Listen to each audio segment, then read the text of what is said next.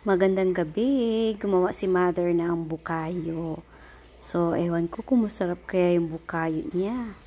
Kasi papadala niya sa kapatid namin sa NZ. So, yung sugar na ginamit namin is yung muscovado na sugar. Yan. Yan ang ginamit namin na sugar para talagang mas masarap kasi siya gamitin. Yan ang ganyang klaseng sugar. So, tingnan na lang natin kung masarap yung luto niya. Kung magugustuhan ng lahat yung luto niya. Subay dan. Di na? Asa man? Kaso mainit mo doon na. Oh, mainit na kan pero okay na. Hindi man. Okay naman. Tingin mo. Okay na lagi ni. Okay na. Wow! Yan na yung update ngayon.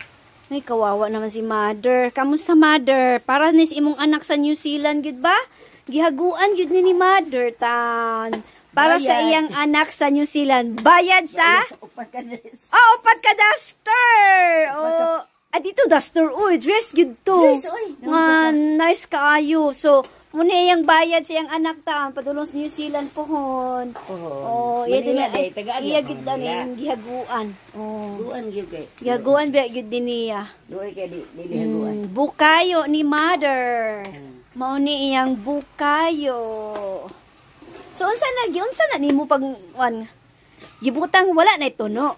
Wala na ito no, ibutang na gud, butangan tubig. Ay gibutangan nimo tubig? Unsa man di ay? Unsa man na pagbukal ba? Imo. Gibutangan nimo tubig gamay dili na. Tangan aron maluto. Ay butangan niya gamay bab na gamay. Gamay ra. Tubig gamay dayon.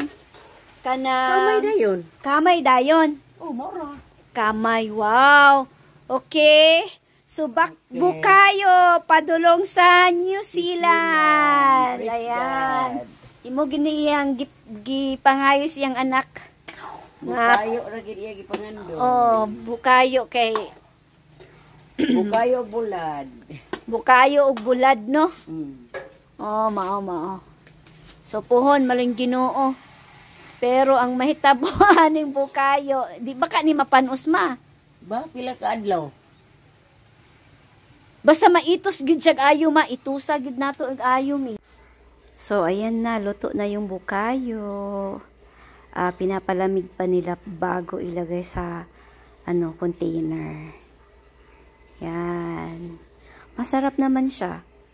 Nung tinikman namin, masarap siya. So ayan. Hala. Walang bata. Si Santi na sa trabaho. Agoy. Di, Si Santi na. Wala kay customer. Si Santi, agoy. Agoy. Si Santi ka na talaga.